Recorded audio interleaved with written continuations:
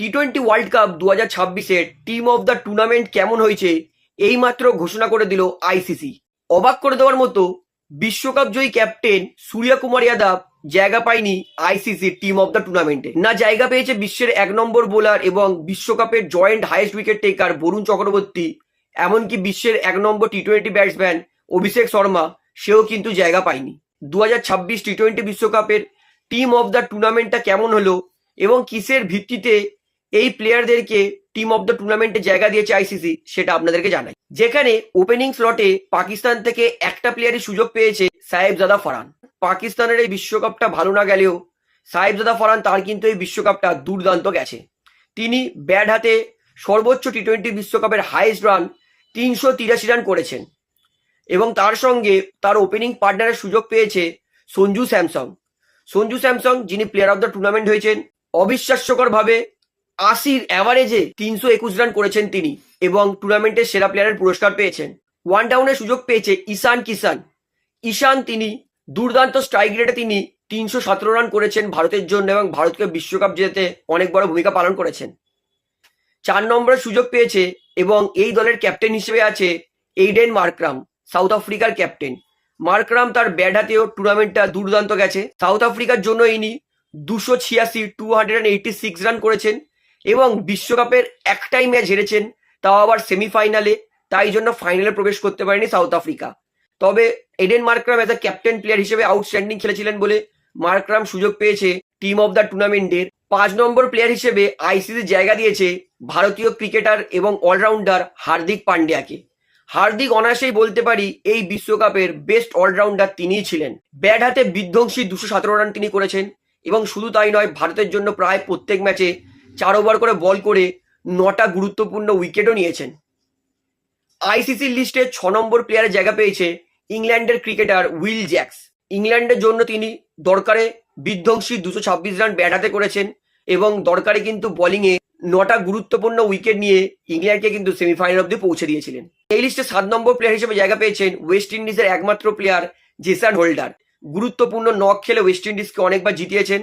Bat হাতে holder বিধ্বংসী 141 run করেছেন এবং জেসন হোল্ডার কিন্তু 10টা গুরুত্বপূর্ণ উইকেটও নিয়েছেন। টিম অফ দ্য টুর্নামেন্টের লিস্টে 8 নম্বরে যে প্লেয়ারটা সুযোগ পেয়েছে সেটা হচ্ছে ভারতের বেস্ট বোলার এবং এই টি-20 বিশ্বকাপে 1 নম্বর জাসপ্রীত বুমরা। 14টা উইকেট নিয়ে জাসপ্রীত বুমরা তিনি কিন্তু ভারতকে বিশ্বকাপ জেতাতে অনেক বড় ভূমিকা পালন করেছেন। 10 নম্বর প্লেয়ার সুযোগ পেয়েছে সাউথ আফ্রিকার আরও এক প্লেয়ার লুঙ্গি ইঙ্গিডি। লুঙ্গি তিনি কিন্তু দুর্দান্ত স্লোয়ার ভেরিয়েশন বল করে সাউথ আফ্রিকার জন্য টোটাল 12টা গুরুত্বপূর্ণ উইকেট নিয়ে সাউথ আফ্রিকায় কিন্তু একদম অপরাজিত সেমিফাইনাল অব্দি পৌঁছাতে সাহায্য করেছিল। এই লিস্টে 10 নম্বর প্লেয়ার এবং একমাত্র লেগ স্পিনার হিসেবে সুযোগ পেয়েছে আদিল রাশিদ। আদিল রাশিদের থেকে আমি মনে করছি বরুণ চক্রবর্তীকে রাখলে কিন্তু বেশি ভালো হতো, তবে আইসিসি রেখেছে আদিল রাশিদ। তিনি কিন্তু টোটাল উইকেট নিয়েছেন 13টা এবং ইংল্যান্ডের জন্য যথেষ্ট ভালো বল করেছেন। তবে বরুণ চক্রবর্তী তার কিন্তু উইকেটের খাতা ছিল 14টা। তবে ঠিক আছে, আইসিসি আদিল রাশিদকে রেখেছে 13টা উইকেট নিয়ে 10 নম্বর প্লেয়ার হিসেবে। 11 নম্বর প্লেয়ারের সুযোগ পেয়েছে জিম্বাবুয়ের একমাত্র প্লেয়ার ব্লেসিং মুজারবানি। অবিশ্বাস্যকর অসাধারণ এই বিশ্বকাপটা গেছে মুজারবানির।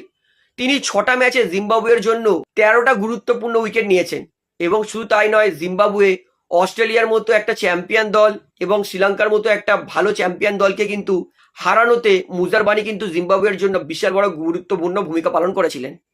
এবং 12 নম্বর প্লেয়ার সেটা সুযোগ পেয়েছে ইউএস এর সিডনি ভ্যান সেলেকে।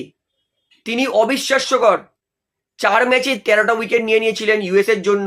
তবে দুর্ভাগ্যবশত ইউএসএ সুপার 8-এ পৌঁছতে পারে। এটা হচ্ছে ICC team of the tournament. আমি বলবো হ্যাপি এই টিমটায়।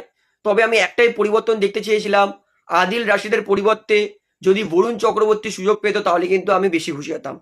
তবে ICC team of the tournament নিয়ে আপনারা কতটা হ্যাপি সেটা আমাকে অবশ্যই কমেন্টে জানান এবং অবশ্যই আইসিসি টিম অফ দ্য টুর্নামেন্টটা কেমন হয়েছে এই ভিডিওটা শেয়ার করে সবাইকে জানিয়ে দেবেন। এই যে টি-20 বিশ্বকাপটা খেলা হলো, এইখানে স্কটল্যান্ড থেকে শুরু করে চ্যাম্পিয়ন ভারত পর্যন্ত প্রত্যেক কটা দল আইসিসি থেকে কত টাকা অনুদান পাবে। বাংলাদেশ যে বিশ্বকাপটা খেললো না, এর ফলে বাংলাদেশ কত কোটি টাকার অনুদান থেকে আইসিসি থেকে বঞ্চিত হবে, সমস্তটাই কিন্তু বিস্তারিতভাবে বলছি। অবশ্যই কিন্তু ভিডিওটা শেষ পর্যন্ত দেখবেন। তো বলে রাখি, আইসিসি এই টি-20 বিশ্বকাপে পার্টিসিপেট করেছিল 20টা দল। তাই জন্য 20টা দলকে অ্যাজ আ পার্টিসিপেন্টের জন্য 3,68,00,000 এইটা কিন্তু প্রত্যেক কটা দল পাবেই, স্কটল্যান্ড থেকে শুরু করে ভারত পর্যন্ত। এইবারে যারা গ্রুপ পর্ব থেকে আউট হয়ে গেছে, মানে যারা সুপার এইটে পৌঁছাতে পারেনি, যেমন অস্ট্রেলিয়া, আফগানিস্তান ইত্যাদি সহ বাদবাকি 12টা দল, তারা কিন্তু 3,68,00,000 যেটা অনুদান মানে শুধু বিশ্বকাপ খেলার জন্য পেত, সেইটা প্লাস 2,29,00,000 টাকা যেই 12টা দল গ্রুপ পর্ব থেকে ছিটকে গেছে তারা পাবে, অর্থাৎ 3,68,00,000 প্লাস 2,29,00,000 টাকা, অর্থাৎ হচ্ছে 5,97,00,000 টাকা। অর্থাৎ বাংলাদেশ যদি পার্টিসিপেট করতো তাহলে ভারতীয় টাকা অনুযায়ী বাংলাদেশ 5,97,00,000 টাকা পেত, যেটা বাংলাদেশের টাকায় কনভার্ট করলে হয় প্রায় 8 কোটি টাকা মতো। অর্থাৎ বাংলাদেশের প্রায় 8 কোটি টাকা কিন্তু স্কটল্যান্ড নিয়ে চলে গেছে। এইবারে বলি, যেই দল সুপার 8 পর্যন্তই পৌঁছাতে পেরেছে, মানে যারা সুপার 8 থেকে সেমিফাইনালে পৌঁছাতে পারেনি তাদের কথা বলছি, যেমন Sri Lanka, Pakistan, West Indies, Zimbabwe, এই 4টে দল অংশগ্রহণের জন্য 3,68,00,000 টাকা প্লাস 3,84,00,000 টাকা, অর্থাৎ 7,64,00,000 টাকা ভারতীয় মুদ্রায় পাবে। এইবার বলি, যেই দুটো দল সেমিফাইনাল থেকে ফুটে গেছিল, মানে সাউথ আফ্রিকা আর ইংল্যান্ড, তারা পাবে 3,68,00,000 অংশগ্রহণের জন্য প্লাস সেমিফাইনাল খেলার জন্য 7,28,00,000 টাকা, যেটা ভারতীয় টাকা মুদ্রায় হচ্ছে 10,96,00,000 টাকা। রানার আপ নিউজিল্যান্ড, তারা পাবে অংশগ্রহণের জন্য 3,68,00,000 টাকা প্লাস ফাইনাল খেলার জন্য 14,65,00,000 টাকা, অর্থাৎ নিউজিল্যান্ড পাবে মোট 18,33,00,000 টাকা। এবং যেহেতু ভারত বিশ্বকাপ চ্যাম্পিয়ন হয়েছে, তাই ভারত পাবে 3,68,00,000 টাকা প্লাস 27,48,00,000 টাকা উইনিং প্রাইজ, অর্থাৎ যেটা মেলালে হচ্ছে 31,16,00,000 টাকা। অর্থাৎ বিশ্বকাপ যারা পার্টিসিপেট করেছে এবং যারা বিশ্বকাপ জিতেছে তারা মোট এত টাকা পেয়েছে, যেটা আমি আপনাদেরকে জানালাম বিশ্বকাপ খেলার জন্য। তো কোন কোন দল কত টাকা পেয়েছে বিশ্বকাপ খেলার জন্য, আশা করি এই ভিডিওটা পুরোটা বুঝতে পেরেছেন। গুরুত্বপূর্ণ ভিডিও, সবার জানা দরকার আছে, তাই অবশ্যই কিন্তু ভিডিওটা শেয়ার করে সবাইকে জানিয়ে দিন। শোয়েব আক্তার মনে হয় হজম করতে পারছে না Bharat back to back T20 world cup জিতে গেল আর পাকিস্তানের হাতে এলো ক্যাচ কলা। বিশ্বকাপ শুরু থেকেই পাকিস্তানের সমস্ত এক্স ক্রিকেটারের মুখে একটাই বুলি আউড়ে যাচ্ছিল যে ভারত এই ম্যাচটা হারবে, ভারত এই ম্যাচটা হারবে, ভারত সেমিফাইনালে পৌঁছাতে পারবে না, ভারত ফাইনালে পৌঁছাতে পারবে না, ভারত ফাইনালে হারবে নিউজিল্যান্ডের কাছে। যখন কোনো কিছুই সাফল্য দিল না, বর্তমানে শোয়েব আক্তার বলছে যে ভারত সেই বড়লোক বাচ্চার মতো যে নিজেই জেতার জন্য খেলছে, সবাইকে বলছে তোমরা খেলতে আসো, কিন্তু দিনের শেষে ওই জিতবে। ভারতই নাকি ডিসাইড করছে কে কোন 4টে দল সেমিফাইনাল খেলবে, ভারতই ডিসাইড করছে কে ফাইনাল খেলবে। অর্থাৎ পাকিস্তান তাহলে যে প্রত্যেকবারে পাকিস্তানকে রোগড়ে হারায় ইন্ডিয়া, তাহলে তো পাকিস্তান 2 পয়সার দেশ, তারা ভারতের কাছে বিক্রি হয়ে যাচ্ছে। না না, পাকিস্তান তাহলে এত গোহারণ হারছে কি করে? মানে শোয়েব আক্তারের বক্তব্য, মানে অন্যান্য দেশরা খারাপ খেলছে, ভারত ভালো খেলছে কারণ ভারত পয়সা খাওয়াচ্ছে। তাহলে পাকিস্তান, তারা ভারতের সামনে কেন তাদের প্যান্ট ভিজে আছে, প্যান্ট খুলে যাচ্ছে? আর এদিকে সভ্য দেশের সভ্য ক্রিকেটার ডেল স্টেন আর এবি ডিভিলিয়ার্স দুজনে ভিডিও কনফারেন্সে, এবি ডিভিলিয়ার্স তো বলেছে যে আমার মন প্রাণ দিয়ে আমি চাই ইন্ডিয়া জিতুক, এবং ডেল স্টেন বলছে আমি চাই নিউজিল্যান্ড জিতুক। যখন এবি ডিভিলিয়ার্স ডেল স্টেনকে প্রশ্ন করে তোমার কি মনে হয় নিউজিল্যান্ডই জিতবে, ডেল স্টেন বলছে না, আমি জানি নিউজিল্যান্ড জিততে পারবে না, কারণ ভারতকে ভারতের ঘরে হারানো প্রায় ইম্পসিবল। যদি না ভারত খুব খুব খুব বড় চোখ করে, খুব খারাপ ক্রিকেট খেলে, তাহলেই কিন্তু নিউজিল্যান্ড একমাত্র জিততে পারে। যদি ভারত ভালো ক্রিকেট 70-80% খেলে দেয়, তাও কিন্তু নিউজিল্যান্ড হারাতে পারবে না ভারতকে ভারতের ঘরের মাঠে।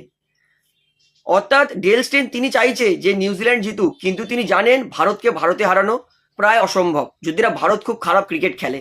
অর্থাৎ দেখুন, পাকিস্তানের ক্রিকেটাররা বেশি বদনাম ফিক্সিং এর জন্য, তাই পাকিস্তান যাই হবে ভাববে পাকিস্তানের প্লেয়ারদের মতো সবাই ফিক্সিং করছে। কিন্তু দেখুন ভদ্র টিম সাউথ আফ্রিকা, তারা কোনোদিন ফিক্সিং এর, তাদের 14 গোষ্ঠীর কেউ কোনোদিন ফিক্সিং এর সঙ্গে জড়ায়নি, তারা ফিক্সিং এর কথা নয়, তারা ক্রিকেটের কথা বলে যাচ্ছে। অর্থাৎ এটাই হচ্ছে একটা সভ্য সাউথ আফ্রিকার এক্স ক্রিকেটার ভার্সেস একটা আতঙ্কবাদী দেশের ফিক্সিং ক্রিকেটার শোয়েব আক্তার, তাদের মধ্যে কিন্তু বক্তব্য। অর্থাৎ এটাই হচ্ছে বাউন্ডারি করে দেয়, একটা হচ্ছে সভ্য একটা শিক্ষিতর মধ্যে একটা আতঙ্কবাদী অসভ্য ক্রিকেটারদের তফাৎ।